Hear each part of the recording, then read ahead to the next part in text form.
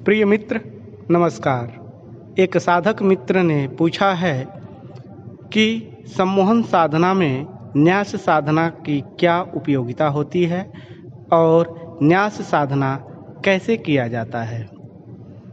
तो आइए आज हम जानते हैं कि न्यास साधना सम्मोहन के परिप्रेक्ष्य में किस प्रकार से उपयोगी होती है।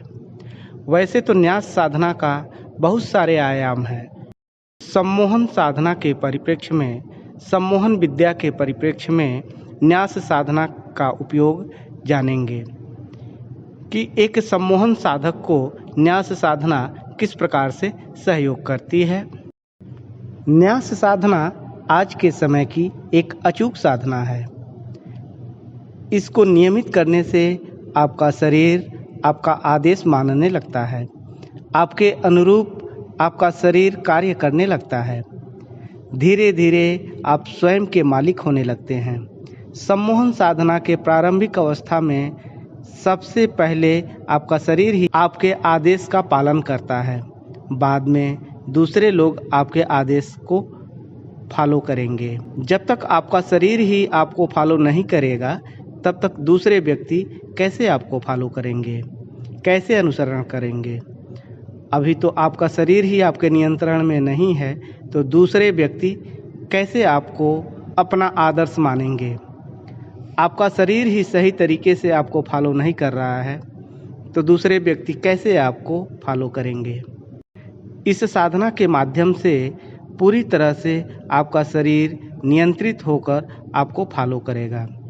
इसके लिए न्यास साधना की नियमितता बनाए रखें। जब आप न्यास करने का अभ्यास करते हैं तो शरीर की एक एक कोशिका रिलैक्स होना शुरू हो जाती है। एक एक कोशिका आनंद की अवस्था में आनी शुरू हो जाती है। जब कोशिकाएं रिलैक्स की अवस्था में आती हैं तो स्वाभाविक व सहज रूप से एक एक कोशिकाओं में ऊर्जा का संचार होने लगता है। कोशिकाएं अपने आप को ऊर्जावान बनाने लगती हैं और व्यक्ति अपने आप को स्फूर्तिवान, ऊर्जावान और शक्ति से संपन्न महसूस करने लगता है। आप कभी कभार देखते हैं कि पत्थर तोड़ने वाले व्यक्ति, खेत में काम करने वाले व्यक्ति या शारीरिक रूप से हार्ड वर्क करने वाले व्यक्ति शाम को बहुत थक जाते हैं, उनको नींद जल्दी आ जाती है, लेकिन सुबह उठते ही एक ताजगी, एक ऊर्जा, एक फ्रेशनेस महसूस करते हैं। होता क्या है, जब हम सोते हैं, गहरी नींद में चले जाते हैं, तो क्या होता है हमारे साथ। जैसे ही व्यक्ति सोता है, कोशिकाओं से दबाव या तनाव कम होने लगता है। शरीर की कोशिकाएं रिलैक्स होती हैं और धीरे धीरे कोशिकाएं अपने आप को ऊर्जावान करती जाती हैं। स्वतः ही ऊर्जा का आविर्भाव होने लगता है। इस प्रक्रिया को हम सचेत होकर के करते हैं, कॉन्शियस होकर के करते हैं। जबकि नींद की अवस्था में या गहरे अचेत की अवस्था में होता है।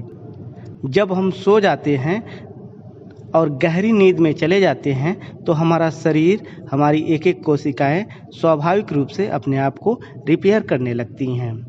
लेकिन इसी क्रिया को जब हम सचेत होकर के, कॉन्शियस होकर के करते हैं तो उसको न्यास साधना के माध्यम से जानते हैं। सचेत अवस्था में अभ्यास होने से हम जब चाहें अपने आप को ऊर्जावान बना सकते हैं। इस विधि को अपने पूर्व के मनीषियों, ऋषियों, महर्षियों या यूं कहें कि पूर्व के भारतीय वैज्ञानिकों ने इस पर बहुत कार्य किया और इस विधि को सर्वजन कल्याण की दृष्टि से समाज में फैलाया। न्यास साधना वह बेसिक साधना है जो सम्मोहन, ध्यान और समाधि का आधार बनती है। जैसे जैसे न्यास में परिपक्वता आती है, वैसे वैसे साधक स्वसम्मोहन, त्राटक, ध्यान, धारणा और समाधि में पुष्ट होने लगता है।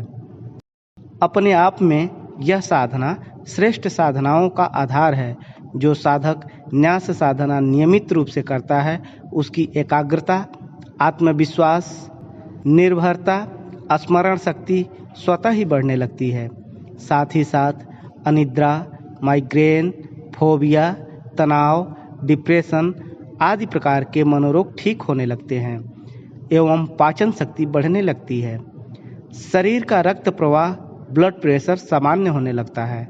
हार्ट अटैक की संभावना कम हो जाती है, अच्छी नींद आती है और पूरा शरीर ऊर्जा से भर जाता है।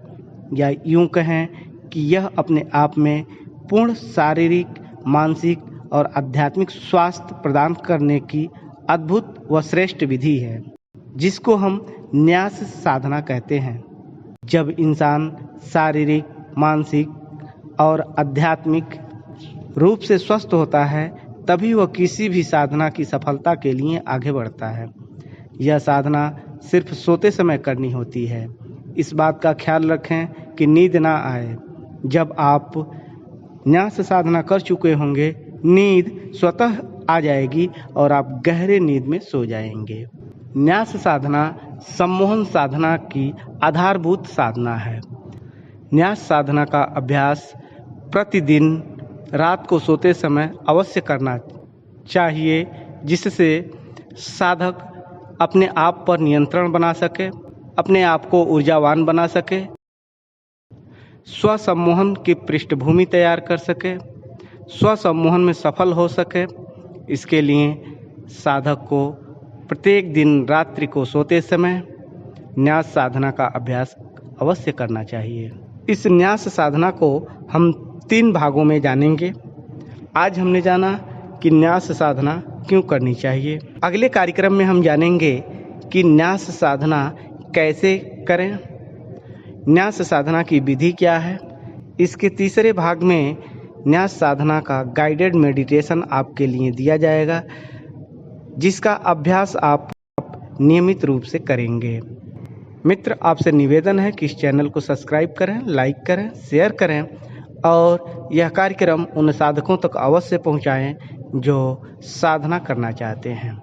आज के लिए बस इतना ही। धन्यवाद। नमस्कार।